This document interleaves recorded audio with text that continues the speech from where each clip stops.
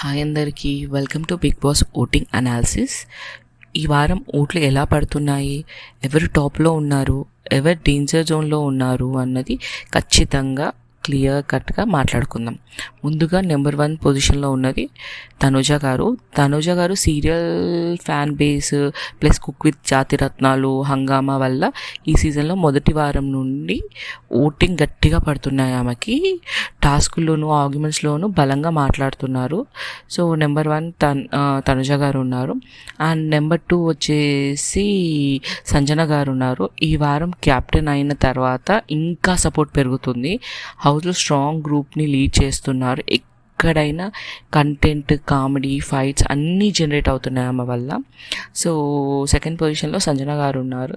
And third పొజిషన్లో సుమన్ శెట్టి గారు ఉన్నారు. నిజంగా చెప్పాలంటే ఆయనకున్న పాజిటివిటీ, సోషల్ మీడియాలో ఉన్న క్రేజ్ ఓట్స్ కన్వర్ట్ అవుతున్నాయి.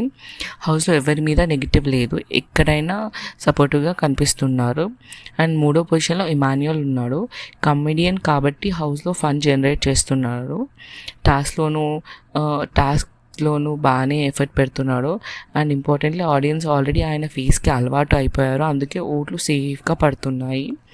అండ్ ఆరో పొజిషన్లో రామ్ రాథోడ్ ఉన్నాడు. తెలంగాణ సాంగ్స్ వల్ల ఆల్రెడీ మాస్ ఫాలోయింగ్ ఉంది. హౌస్లో ఫైట్ని అవాయిడ్ చేయడం ఆయన పాజిటివ్ పాయింట్ అవుతుంది. సేఫ్ జోన్లో ఉన్నారు. అండ్ ఇప్పుడు డేంజర్ జోన్లో ఎవరెవరు ఉన్నారో చూద్దాము. రీతు చౌదరి మంచి పర్ఫార్మెన్స్ ఇచ్చినా కూడా ఓట్లు కొంచెం స్లోగా పడుతున్నాయి. అండ్ ఫ్లోరా షైని అండ్ సృష్టి వర్మకి ఆల్మోస్ట్ బాటంలో ఉన్నారు. ఇద్దరిలో ఎవరైనా ఎలిమినేట్ అయ్యే ఛాన్సెస్ ఎక్కువ.